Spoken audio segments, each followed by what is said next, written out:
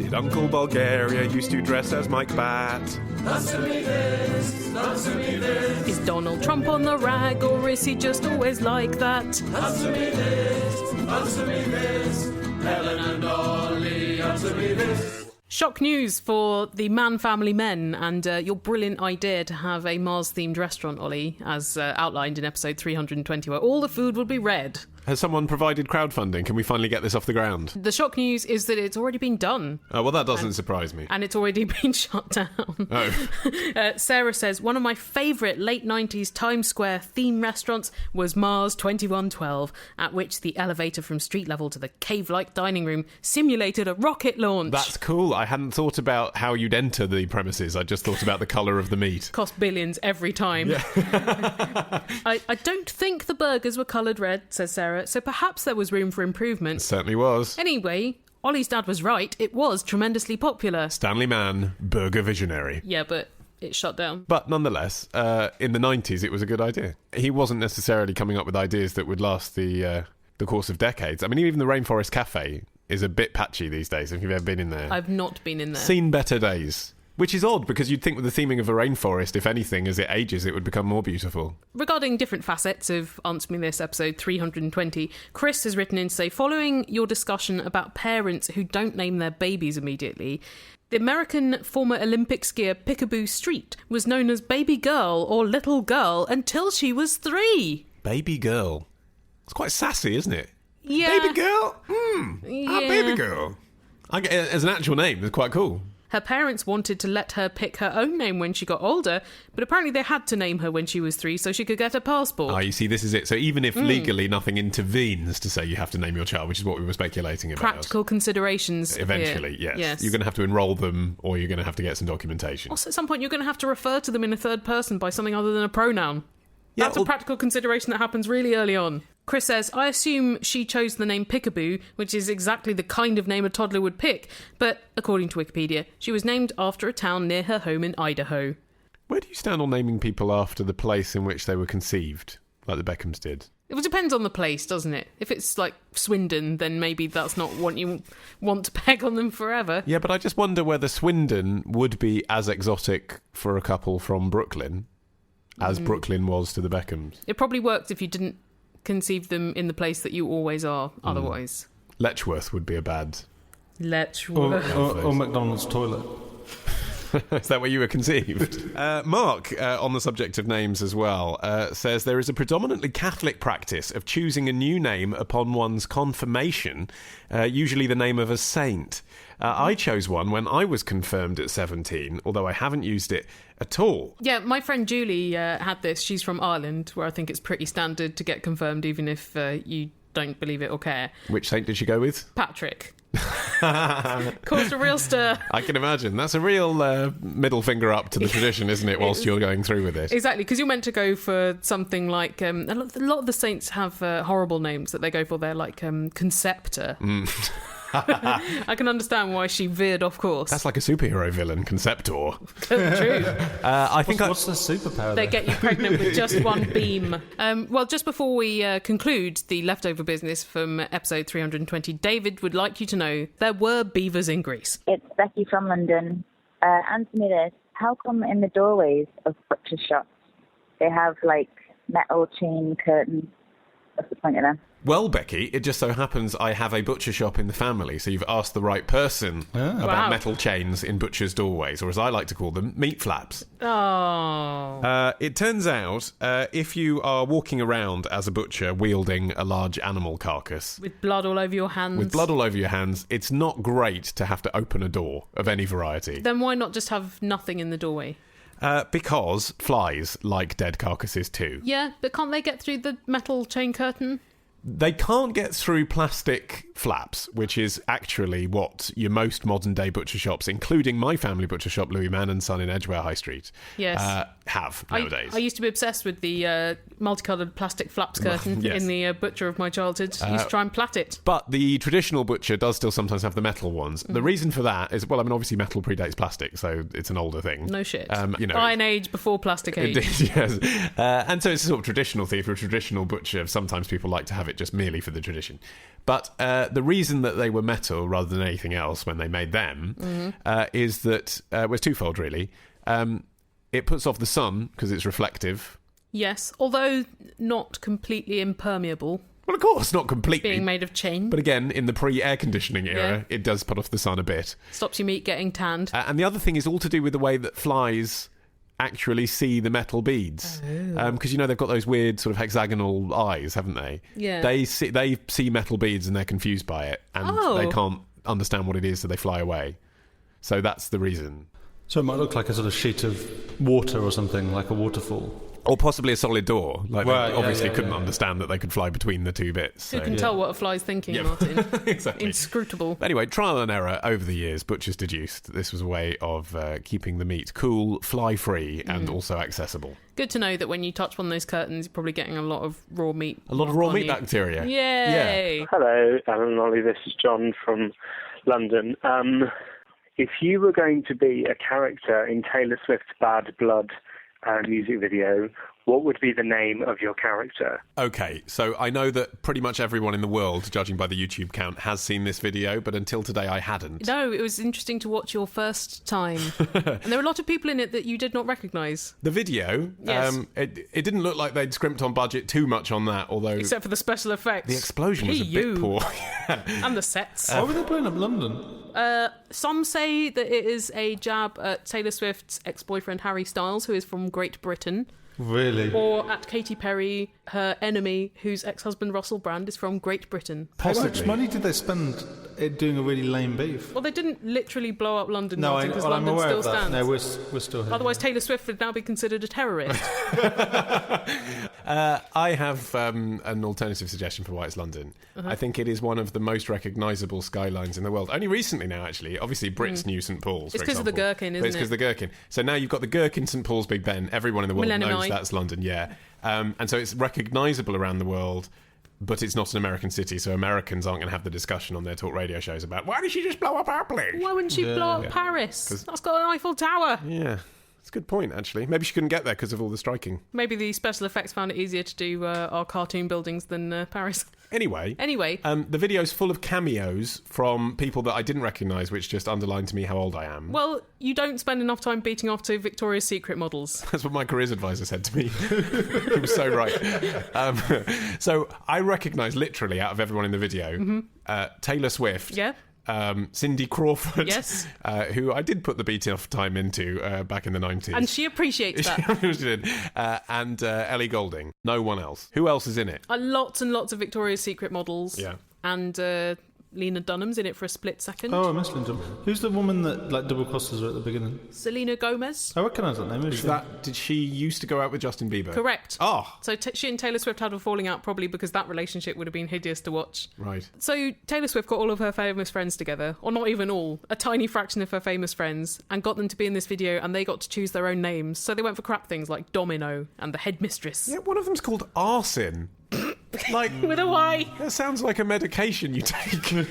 Parliament, isn't it? It's like your preparation age. Arse on, gammon on, fish fingers. If you had been in Taylor Swift's collection of friends, you would have been able to choose your name. So, Ollie, which name would you have So chosen? what's my shit superhero name that I Yeah. choose? Well, if I was wearing spandex like Yeah. Taylor Swift Yeah. is, maybe like Elexor. Alexor's good. I was going to go for Jufro for you. Such a racist. For me, I would go for... Oh, hold on. Can I choose? Yeah, go on. Gobshite. That is better Huh? than mine. I love that. It's dynamic. I was going to go for either Grammatica or The Blob. No. Yeah, I think because she's being taught in the ways of combat. I mean, compared to Taylor Swift. Don't I get a ninja name? The hairball. Yeah. it's something. I was thinking beard with a Y somehow. Beard. Yeah. Yeah, like Beard Sisters. Yeah. I think there's something more ear sign, but I really like that. You've been looking for a new band name, haven't you? Beard Sister. Yeah, that's a good name for a folk band, isn't it? It actually is, yeah. I can see the artwork. Yeah, so can I. It's like those 70s psychedelic things where it's all purple with like a lime green font, except there's fur all over it. If you've got a question, email your question to answerme this podcast at googlemail.com. Answerme this podcast at googlemail.com. Answerme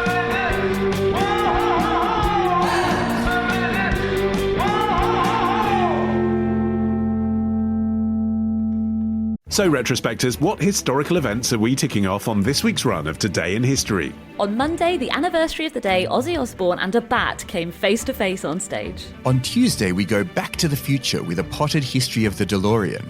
On Wednesday, why is the Pope guarded by those guys in floofy hats?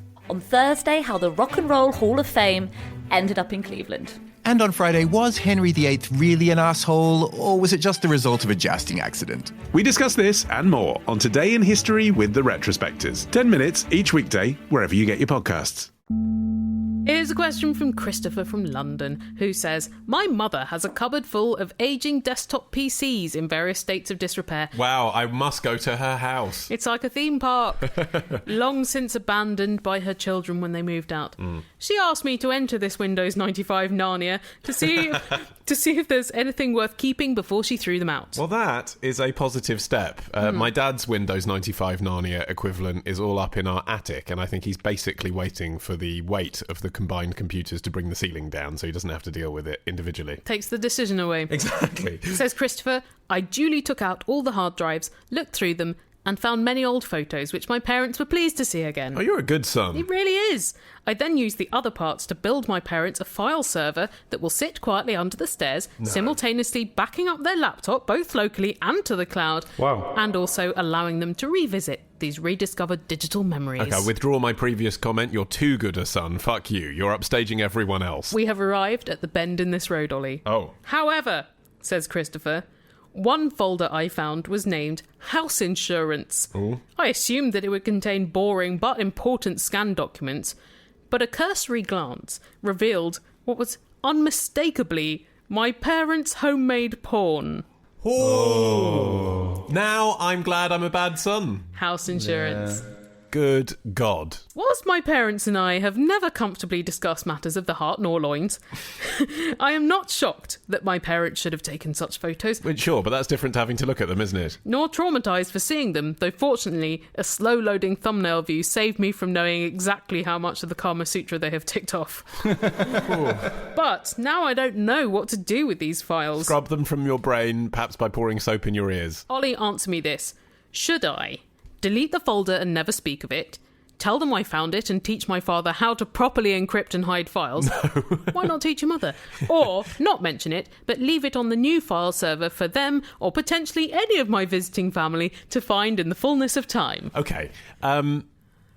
If I hadn't recently read a newspaper scare story, I would have actually gone for the latter option, because if you called it home insurance again and kept it on the new server, okay, on some level, your mum or your dad, if they were looking for that file, would assume that indeed you had stumbled into its contents and that was embarrassing, but they would never talk to you about it, and they'd be grateful it was there. Yeah, I think they might just assume you'd backed up everything without looking into all of it. Well, exactly. There'd be a cloud of doubt over it, so it would be the least awkward option. It would still be there if they wanted to explore the photos of them exploring themselves, and equally you wouldn't have to confirm or deny that you'd seen it. Indeed. However, I have just this week been reading a story. It was a guy who posted on Reddit that after he upgraded to Windows 10, his wife woke him up in the middle of the night to ask why there were pictures of naked celebrities on his screensaver.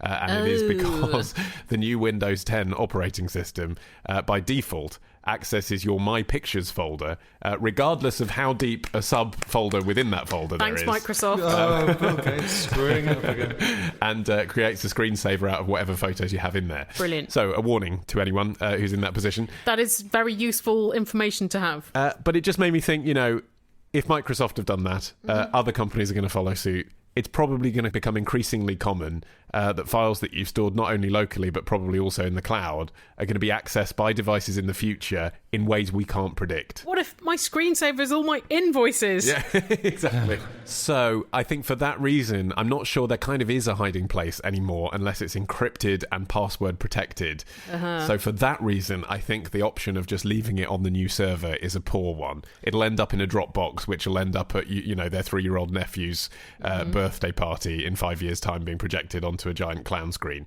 So don't do that. What are you suggesting? Printouts? Getting one of those printed photo books from Apple? I'm afraid that I think the best option is to delete it, because they'll be too embarrassed, if ever they remember it was there at all, to ask you where it is. Yeah, but they might want to be reminded of themselves in sexier times. They've probably forgotten that it was there, which is why they asked you to look at their computer. And if they suddenly remember, they'll be grateful to think you deleted it without looking at it. Couldn't you just put it in some obscure part of the file system, so it's not like a top-level photo folder or even in the photos at all, so it wouldn't get grabbed to be put on screensavers? Nonetheless, if they have any understanding of computers, they'll at some point log on to that and realise he's created a place for that file to live. That then brings the conversation, did he see or did he not see, better to just delete it. I don't think it does, because I think most people of parental generations wouldn't question if something wasn't where they're expecting it. It's because nothing is where they think it should be, because they don't necessarily find the folder systems intuitive. Helen, you're talking about this in a fairly, I think, dispassionate way here. Yeah. Imagine this is your parents fucking. Impossible. You've seen you've discovered the photo collection. Are you telling me you don't delete it? You're telling me you create a subfolder? You can't delete it. That's their You memories. can delete it. That's their sexual memories. I have an idea. You create a folder which is like photos to sort, and you put in loads of photos in it, a lot of which are inconsequential, where you say, I didn't know whether you wanted to keep these, so maybe you want to sort through them and see what you want to keep. And then they will come upon their own pornographic photos as well, and they'll be like, oh, I've forgotten about these old favourites, but then it's their decision where to put them. That's not a bad idea, but there's a lot of contrivance there. You see, what I'm saying by delete it is not having to confront it. What you're saying is kind of creating a wider lie. This is a real insight into your... I love to lie, and Ollie loves to erase history. Exactly.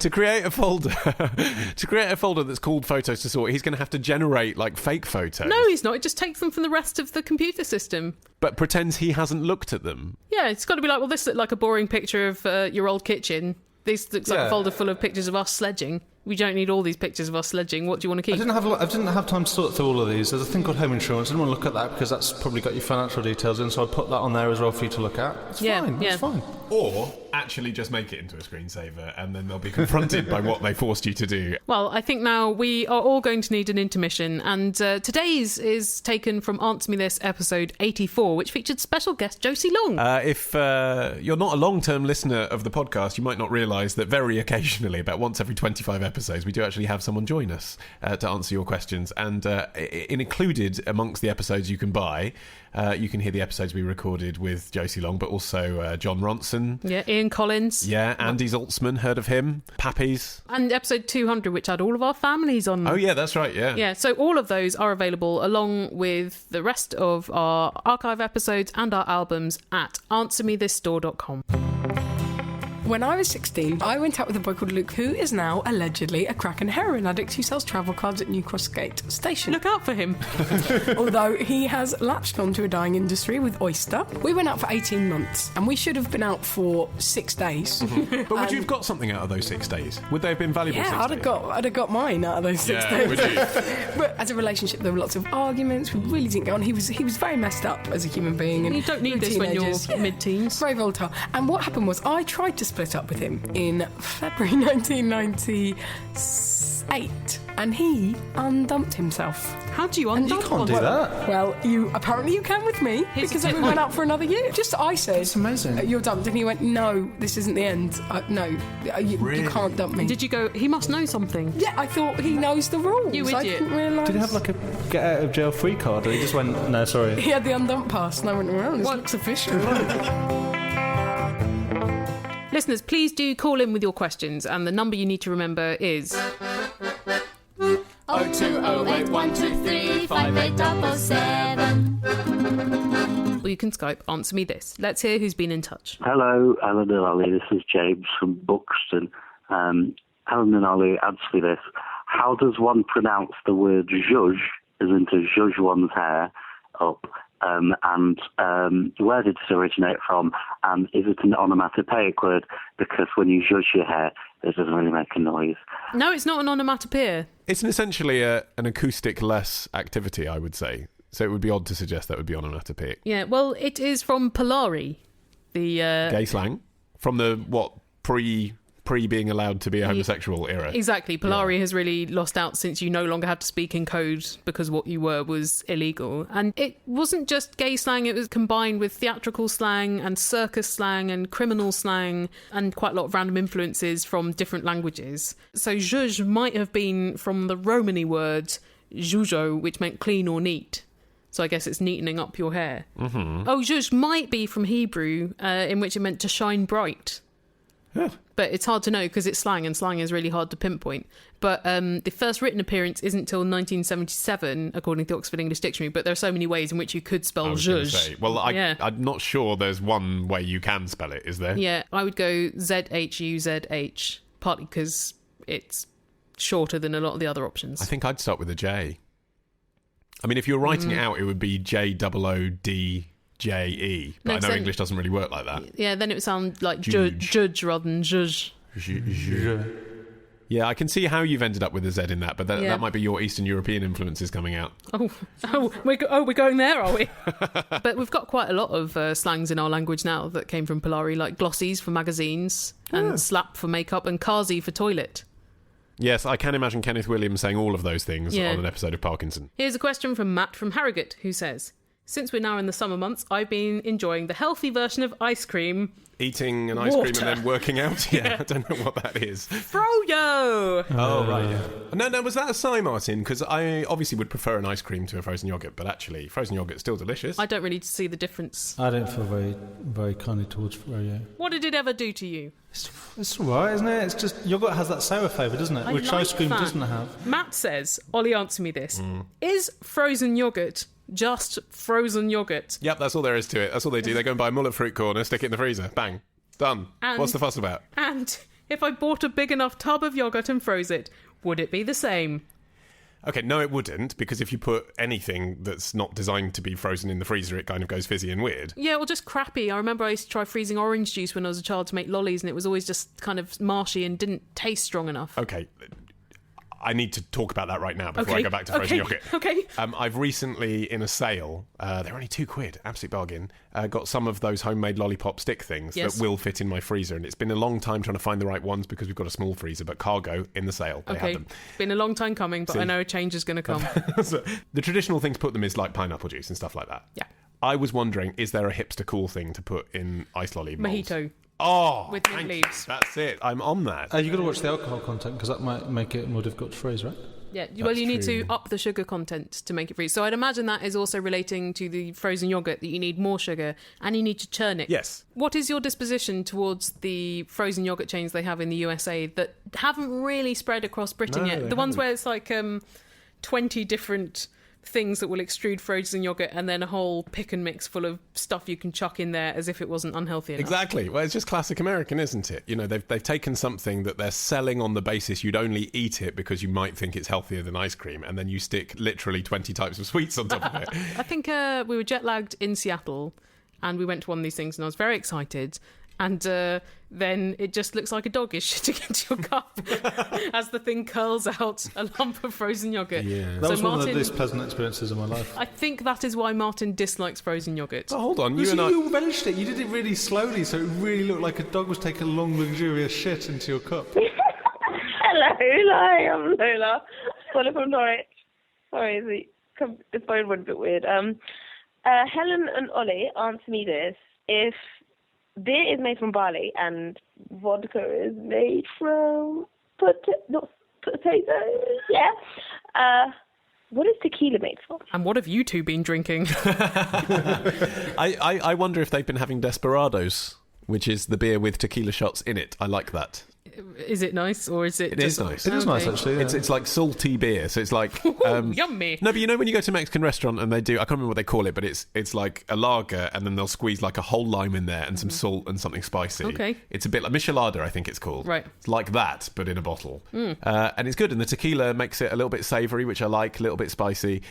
Tequila by itself, to me, is just pain. I've had good tequila though. I've got a Mexican colleague who brought in a bottle of good tequila, and it's so different from your supermarket tequila. It's one of these place of origin things, so only certain places are meant to manufacture it, and it's meant to be 100% made from the blue Weber agave, So not just any old agave, which is a succulent plant that's related to the lily, not the cactus. It's the one that looks like a big collection of spikes. Quite cool looking, but very firm. Like if you walk into it, it'll probably slice your arm off. And appropriately Central American as well. Well, that's why they make it out of it. Sure, but sometimes, like the Russian association with vodka, a country will become associated with a product that actually you could make in lots of places now that we have potatoes everywhere. Presumably potatoes aren't native to Russia, are they? They're South American, right? But the point being...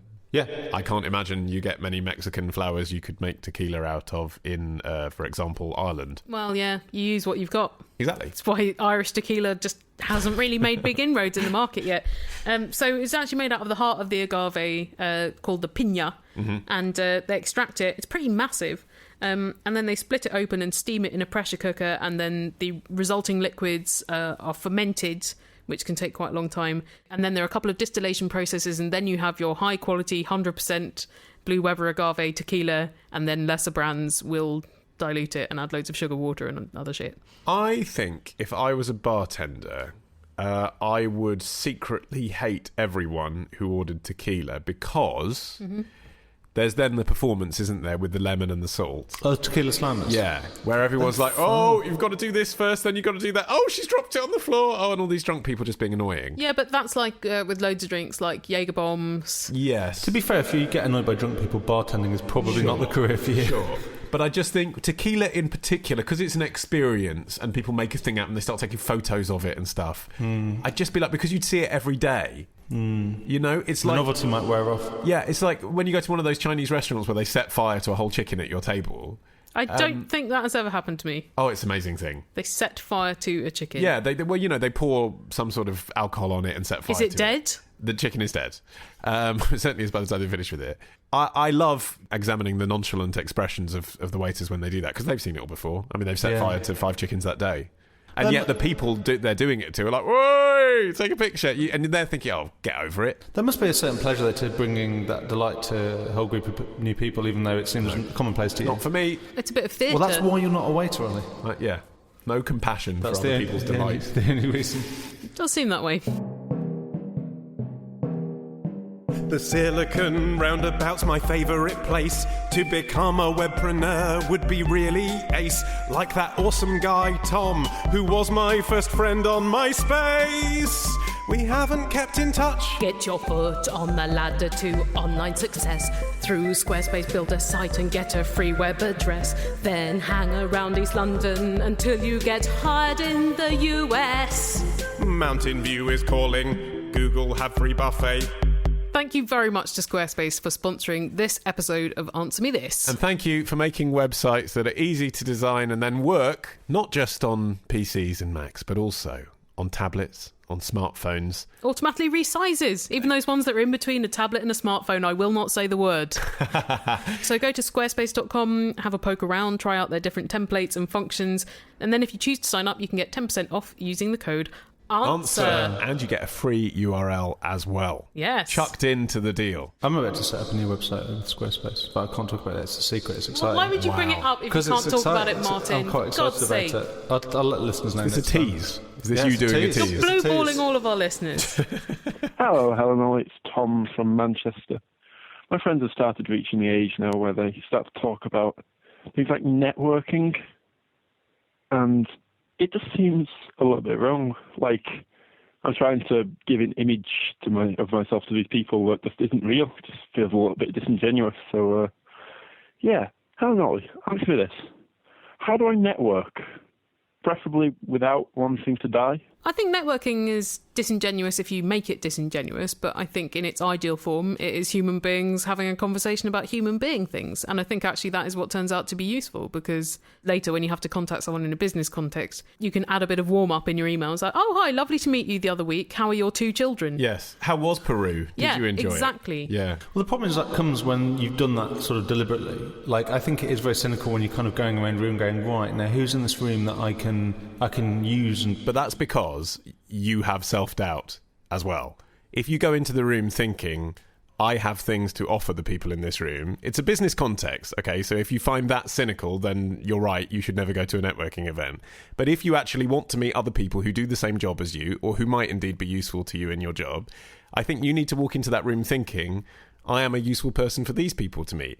I have things to offer them as well. They might like me. And if you go up to them and have a conversation in a way that is about as much what you might be able to do to help them as what they might be able to do to help you, then you're not thinking about it in that cynical way of using each other. You're using it in a very honest way to say, we both do similar things.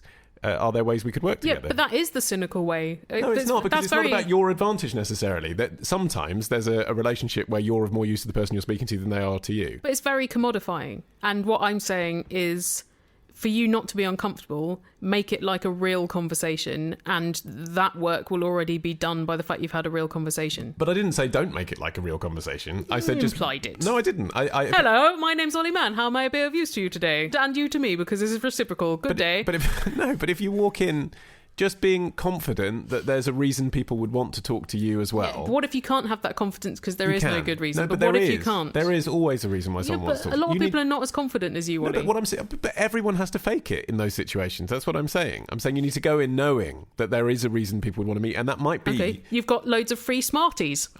It might be that. It might be that what you have is a humorous take on the event you've just been attending together. But the point is, there's a reason someone wants to talk to you as well as the reason that you want to talk to them. I've got a slightly different perspective, and this isn't something that I didn't come to until I was in my 30s, which is, like, genuine networking is finding people you like and want to work with. It's got nothing to do with the advantages you give them or they give you. It's just when you get to a point in your career where you have choice about who you work with, you want to work with people that you have a rapport with and that are nice. And you don't know who that is. That might be someone that you met 2 years ago and you had no reason to think that either of you would be useful in the professional context. There's still the background that you think that there may be something you could do together, but it could be something very tenuous. I mean, there's a new book that's out by Brian Grazer, the Hollywood producer. Mm-hmm. It's called something like The Secret to a Bigger Life. He sounds like a bit of a dick, to be honest, but it's quite interesting. What he does is he writes to people that he finds interesting and asks them out for lunch. And he's been doing that for 25 years. There's a slightly odd power play thing going on where they probably think, oh my God, Brian Grazer is going to make a film about me. So in a sense, he's slightly abusing his own, reputation. But he does just write to people that he thinks have had interesting lives. And the genuine reason, he says, is that he wants to expand his own mind and he wants to talk to them about their experiences. He finds someone that he thinks is interesting and then says, let's go for lunch. I've done that. I've done that with people that I've met on Twitter. Yeah. Like, let's meet in real life. Yeah. Not for anything. I think it's actually quite an inspirational approach, but I just think that there is that slightly unevenness that he's a big shot Hollywood film producer. So if he wrote to you, you'd be feeling like you're the minor part in that discussion. Yeah. Well, this is my point about you saying you've got something to offer, because you don't always feel like you have. And even if you have, you might not have identified that you have. So I think you're being idealistic when you say that's how it should be. So if you are really at the bottom of a career ladder and you're going into a room full of people who are more senior than you, how do you at least emulate that confidence that you, Ollie Mann, naturally have? Because I think I've become a lot better at having to do this kind of thing over the years that we've been working together, and part of it was watching you just not have the barriers that other people have. But I know deep down that you are an unconfident mess. So how do you fake that? I suppose sometimes I look for people's physical manifestations and see if they're feeling as awkward as I am. Okay, look for signs of weakness. Okay, so tip. in a British scenario, it often revolves around alcohol. Mm-hmm. If you've been drinking a lot, find me other people that are drinking a lot and you can talk about drinking. But it's all about finding someone who looks like they feel the same about the do as you do. I would suggest if you're at a kind of networking event type thing where there are lots of people around and you've managed to buttonhole somebody, don't keep them too long. Because I sometimes get networked by people, which is hilarious to me because I have nothing I can give people. And But that's not true. You see, that's your self-doubt. You do have things you can give people. That I'm not going to give them.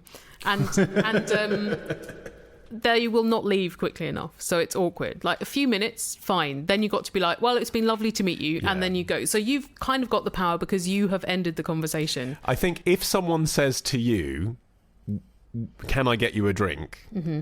Sometimes that means the conversation's going really well. Hey, we're new friends. Let's have a drink together. Usually that means I've had enough talking to you. I need an excuse to walk away from you and do something. Yeah. Pick up that hint. Yeah. Like, take the drink when they come back and then be talking to someone else so that it's up to them to join back in if they need to. If they've broken the conversation saying, I must go to the loo, when they come out of the loo, say goodbye to them, but don't reinitiate contact. Yeah. Knowing when to leave is as important as starting up this conversation. But what is both of your opinions on business card etiquette? Because if someone gives me a card, I think, well, that's just something I'm going to have to put in the recycling later. It's funny you mentioned this. Just yesterday, I had 45 minutes in which I was thinking, I've done my tasks for the day. I don't quite know what to do. Oh, lucky you. But I'm in work time. I should do some work. So I decided to digitise my business cards. I've got a big pile of about 200. But I went through and I would say 75% of them, I didn't know who those people were. Yeah. Do you do with business cards yourself? Do you hand them out? I do have a business card, but my business card has a picture of my face on it. Of course. I know. Is it like one of those postcards of the royal family where it's the shape of your face with eye holes cut out? Look, I know that seems like a completely egomaniac thing to do, but that I think is useful because they may think I'm a dick, but at least they'll look through their business cards in 3 years' time like I was, and they'll be like, oh yeah, that's that dick I met. You know, whereas it's a way of reminding them. I feel like this is creating as many problems as it solves. I've never had them. Do you have an elevator pitch? Do you know this concept, the elevator pitch, that you're in an elevator with someone for 20 seconds, you have to tell them who you are before they get out? Have you got one? I'm Ollie Mann, I'm here to change your life. Let's make beautiful sounds together. No, you're too busy farting in an elevator to say that. Also, in Britain, it would be called a lift pitch, which just doesn't sound... That sounds like an exercise or something. So that's a no, then? Of course not. Well, what's your elevator pitch, Martin? Yeah, I don't have one. No, I don't have one. Just a bit of awkward stumbling and then say, I like science. The appropriate thing to do in an elevator is be silent and not to be pushy at people. Yeah, I think that's right. I mean, I would not take networking so far that I would corner anyone in an elevator. Elevator's private time. Yeah. It's dead time, actually, is what it is, isn't it? Yeah. It's like it didn't happen. Time to ponder your mortality. Exactly. Bum, bum, bum, bum, bum, bum, bum, bum, bum, bum, bum. Helen, Ollie, answer me this. Don't ridicule me and don't take the piss. Give me a clue to what I'm asking. Then in your awesome knowledge I'll be basking. Martin Soundman, I'm so alone. No one to email and no one to phone. Where can I get new friends from? Answer me this podcast.com. Here's a question from Robin in Manchester who says, I recently gave in to the current supposedly de-stressing and useless pastime of colouring books for grown-ups. Oh, God. You're part of the problem, not part of the solution, Robin. She couldn't help it. She gave in. No, but she knows that it's useless and pointless. She says so herself. Well, it obviously is not completely pointless because she says, I do have to admit that it has brought a level of peace to my otherwise frantic evenings of watching television. You can do both at the same time. However, it has, unfortunately, brought a further cause of agonising stress into my life. Right. When I bought my colouring book, I also bought a packet of colouring pencils. The pack has 19 functional colours and 1 white pencil. Most paper that would be coloured on is white itself. And any that isn't, I'm sure that a white pencil would not show up well on. Well, don't be sure. I've seen black paper in the past, which is kind of coalish, which white pencil shows up very well on. It shows up all right, but ink or chalk will show up better. So, Ollie, answer me this. What is the point of white colouring pencils? When I was a regular user of colouring pencils, I used my white colouring pencil as a dilution tool.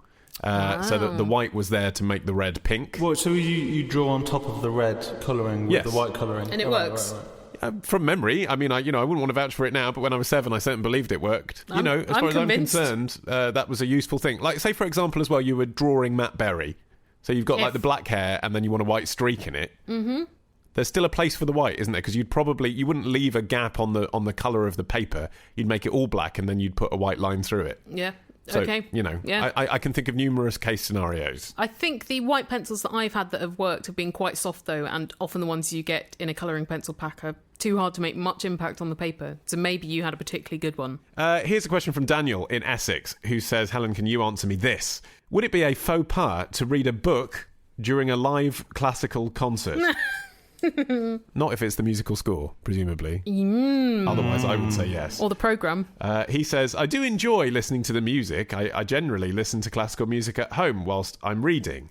Although don't read too much into that. I'm from Basildon and am most likely far from the refined gentleman that sentence paints. I don't know. I think that's your own snobbery at play. I find listening to music with lyrics too distracting whilst I'm reading. Okay. But I find watching a live classical music performance boring to watch after a short while. Well, that's when you need your adult colouring book.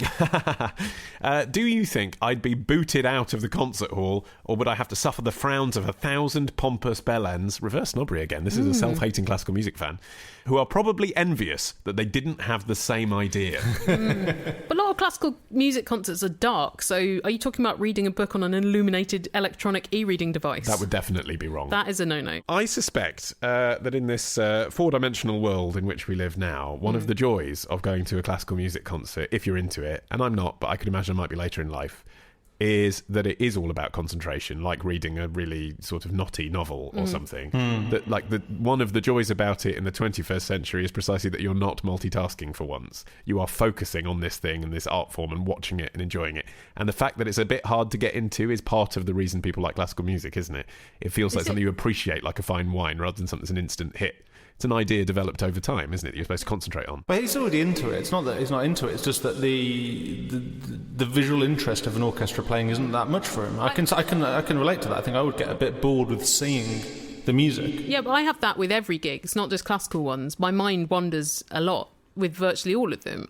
I would quite like the option. I feel like a festival where it's outdoors, it would be okay. Yes, that's true. Definitely. But that's because festivals also, it's okay to wander in and out. People are chatting, they're drinking their ciders, they're reading their programmes. Yeah, that's true. Whereas indoors, all the rules are different, aren't they? They are. You know, imagine being the cellist who looks up, having just played a triumphant solo, to see that you're reading a fucking book. They've been training all their lives for this. Their fingers are bleeding. Exactly. But there must be a lot of people who fall asleep in classical concerts. Not because it's boring, just because there's a lot of, octogenarians that go to classical music. But that's excusable because it's involuntary. If you're reading, what's the point of being there for this live experience rather than sitting at home listening to it recorded and reading? Well, I do sometimes wonder in those big venues. I mean, I went to see Ben Folds at the Royal Opera House last week. And it was amazing, but I was in the second row.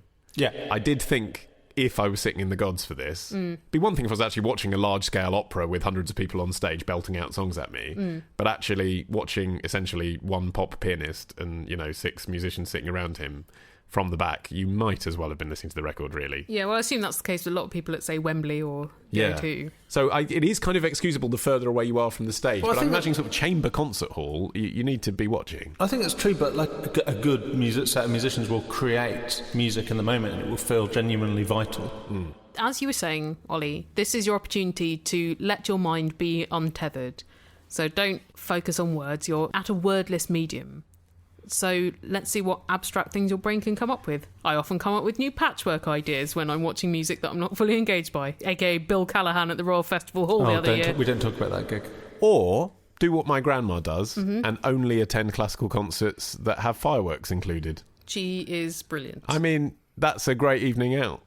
Yeah, it's startling when it wakes you up, though. Picnic, songs from the ads, fireworks. Home now by that 10. is a classical music experience.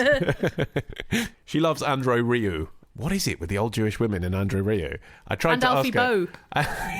I tried to ask her, like, without being patronising, like, why do all old Jewish women love Andrew Ryu? What is it? Like, you're frowning, Martin. You don't know. Maybe he's done a tour of the shuls. He looks like a German porn star. Right, okay, and that's he a good plays start. like Papa music with fireworks, people wearing lederhosen. Do you get fireworks coming out of the tubas? It looks terribly corny. Right. And old women in North London all watch it on Sky Arts and love it. And I just don't understand what the connection is. Sounds like a collective hysteria. It's not all Papa. He's a classical violinist, isn't he? Yeah, but it's... Oh, God, his face. Isn't he weird? He's got a cum face on the whole time. He looks a bit like Carrie Elwes in the Saw films. His face is so big. I said to her, what is it? What is it about the old Jewish women in Andrew Ryu? And she just said, but it's wonderful. Oh. So it was hitting her on some primal level. Some groinal level. Yeah, he wants to pluck her string. She'd like to have a fiddle. Well, listeners, that brings us to the end of today's Question Jamboree. But for there to be further questions in the next episode of Answer Me This, there's only one way. Yeah, I'm not going to go down with that. I mean, it was a nice attempt to try and pick up a new catchphrase, but it was flawed fundamentally. People complain about the word podcast, so why not Jamboree? I'm not disagreeing. Why didn't we call the show Question Jamboree? That would have been better. That's not bad. Too late. Anyway, if you have a question for the next episode of Answer Me This, then you can supply it via the contact contact details listed upon our website. AnswerMeThisPodcast.com. Also, you can find us at twitter.com/Helen and Lolly and facebook.com/AnswerMeThis, where there's been some fun activity recently. The other day, there was an amazing thread about the most boring jobs you've ever had. I know nearly about 100 comments on this at the moment. Wine bottle putter honour, someone said that they'd done. I quite like that one. What are they putting them on? Here's the label they were putting on the wine bottle. Wow. Yeah. Packing kiwi fruit. And I think my favourite actually was the lady who said that the most boring job she'd had was putting tights on a machine where there are 2 fake legs.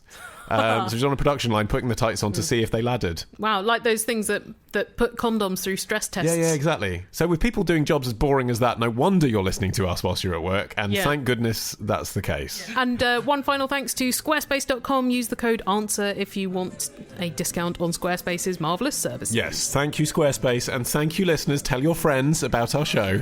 We'll see you next time. Bye!